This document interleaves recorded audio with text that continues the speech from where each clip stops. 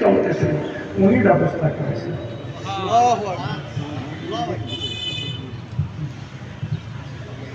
ভাইয়েরা আমার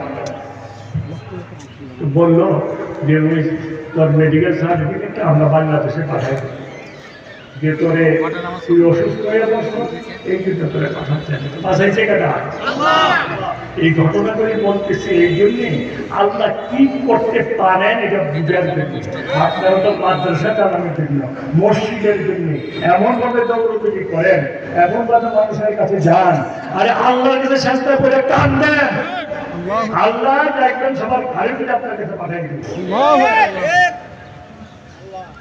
মালয়েশিয়া যখন ছিলাম আমার এক সময় ভিসা ছিল না, আমার দুই ছোট ভাই আরিফিন আর মুজিব ছিল তখন মালয়েশিয়া। আমি তাদেরকে বললাম আমার ভিসাটা করে দাও, ওরা ভিসা করতে পারে না। বৃহস্পতিবার রাত্রে স্বপ্নে দেখতেছি, আল্লাহ আমার স্বপ্নে দেখাইল আমার বাসায় ইমিগ্রেশন অফিসার এসে ঘুরে গেছে। এই স্বপ্ন দেখে আমার স্ত্রী তখন ছিল মালয়েশিয়া, আমার দুই মেয়ে মালয়েশিয়া পড়তো। আমি আমার স্ত্রীকে বললাম আমার কাপড় চোপড়গুলি রেডি করে দাও, আমি হাসপাতালে ভর্তি হব। কারণ হাসপাতালে ভর্তি হলে তো আমাকে অ্যারেস্ট করতে পারবে না, ভিসা নাই বলে অ্যারেস্ট করতে পারবে না, অসুস্থ মানুষ। আমি গিয়ে হাসপাতালে ভর্তি হলাম। একদিন পরে আমার মেয়ে আমার ফোন করে বললো, আব্বু ইমিগ্রেশন অফিসে আমার মহিলারা সে ঘর ঘুরে